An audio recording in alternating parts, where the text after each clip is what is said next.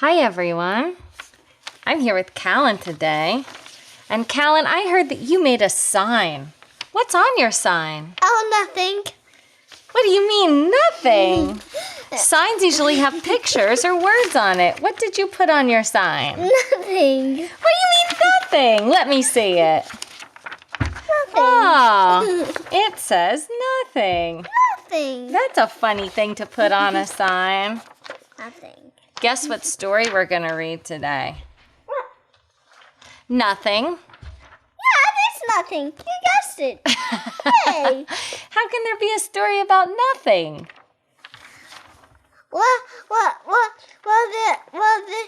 There can be, like, there's nothing here. There's nothing here. Just walk away. Oh Let's my God, look. Is there here. anything on this book? There's nothing on the book. There's nothing on the book. All right, well, but it does have a title on it, and the title is Nothing. So I'm going to read them the story, okay? Okay. Thanks for coming, and thanks for making the sign. Okay. All right, and as I said, the name of our story is Nothing. So let's find out what it's about. Here's the end papers. Ah, the title page. Indeed, Nothing by Jon Agee. Jon wrote the words and he made the pictures. And you can see in the sign, here's a man with a broom, and he's standing in front of Otis's Antiques and Things. And there are some other stores. It was almost 5 o'clock. Otis had just sold his last antique. He was about to close up shop when another customer walked in. It was Susie Gump, the richest lady in town. "Goody, goody," she said. "Now what's for sale?" Otis looked around. Nothing. "Nothing?" said Susie. "How much do you want for it?" Otis was baffled. That means confused. "I have a lot of things," said Susie, "but I've never had nothing. I'll pay you $300. This is ridiculous, thought Otis. And then he remembered the words of his father. The customer is always right. Otis grabbed Nothing and carried it out to Susie's car. "Thank you," said Susie, and she handed him a check. And there she goes. Very fancy. Otis was stunned. So were the shopkeepers across the street. "How'd you do it?" said Wally. "Unbelievable," said Sam. $300 for nothing? That only happens in the movies." In fact, it happened again the very next day. Susie Gump was back. "Nothing is wonderful," she said. "I must have more." "But miss," said Otis, "I can't sell you nothing." "Very well," said Susie. "I'll find it somewhere else." Wally was waiting for her. "You're in luck, miss. I have the finest in nothing." Sam called from next door. "I have nothing imported. Nothing from Italy. Nothing from China." Sam's imported nothing and Wally's deluxe nothing. Now everybody's going to want nothing. Well, it didn't take long for everyone to hear about Susie Gump's obsession. Buying nothing as if it was something? She was nuts! But then, maybe there really was something to nothing.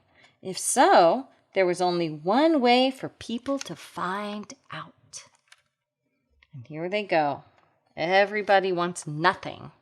Do you see her carrying nothing? Oh, lots and lots of people.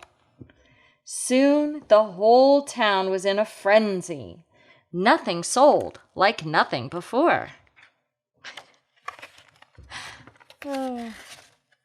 Oops. People quickly ran out of space. In order to make room for nothing, they had to get rid of something. And here you see people throwing all their things out the windows to make room for nothing.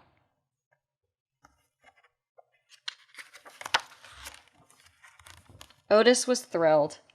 He found more things than his shop could hold. But business was bad. People didn't want things. They wanted nothing.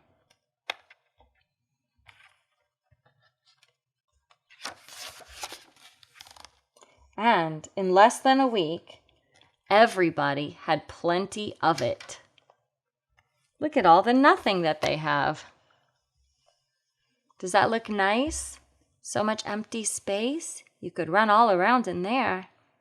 And there's nothing to break or trip over. But do they look happy? They do look pretty happy. All right. Over at the Gump mansion, Susie called her maid. "Rosie, could you fetch me a towel?" "There is no towel, madam," said Rosie. "What about a bathrobe?" "There is no bathrobe, madam. There's nothing." "Nothing won't do," said Susie. "I need something right now. Bring the car around to the front."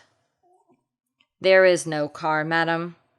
So, still wet, Susie climbed back into her clothes and walked into town. She's leaving big puddles, isn't she? And so is her dog.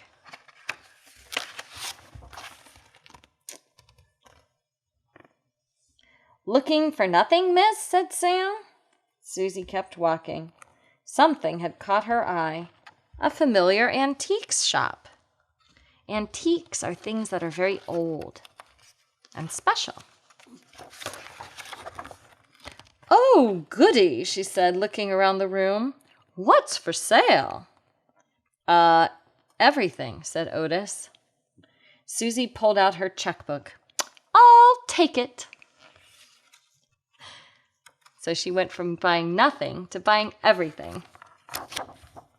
It was almost 5 o'clock when the last things were carted away. Otis's shop was empty again. He was just about to close when another customer walked in. "Fantastic! What a super-duper shop you've got here." It was Tubby Portobello, the richest man in town. "What's for sale?" Uh-oh. What's he going to say now? Do you have a guess? What can he sell? What does he have left? Otis checked the clock. "Sorry, we're closed." And there you can see him pushing poor Tubby out the door. He's not going to sell nothing again. You remember all the trouble that started. And that is the end of the book, Nothing. That's a pretty funny story, isn't it? Well, here's something that you can do. When you're in your room the next time, look around. Are there some things in your room that you don't need anymore? Maybe some toys or some clothes that you've gotten too big for? You don't have to get rid of everything, like the people in the story, to make room for nothing. But it's good to pass things on when you don't need them anymore. And then you can have more space for the things that you do want. And more space to play and stretch out and do the fun things that you like. So maybe ask a grown-up for a box or a bag, and you can gather the things that you don't need anymore, and maybe you can give them to another kid who could really use them. That's my story for today. I'll be back again soon with another. Bye for now.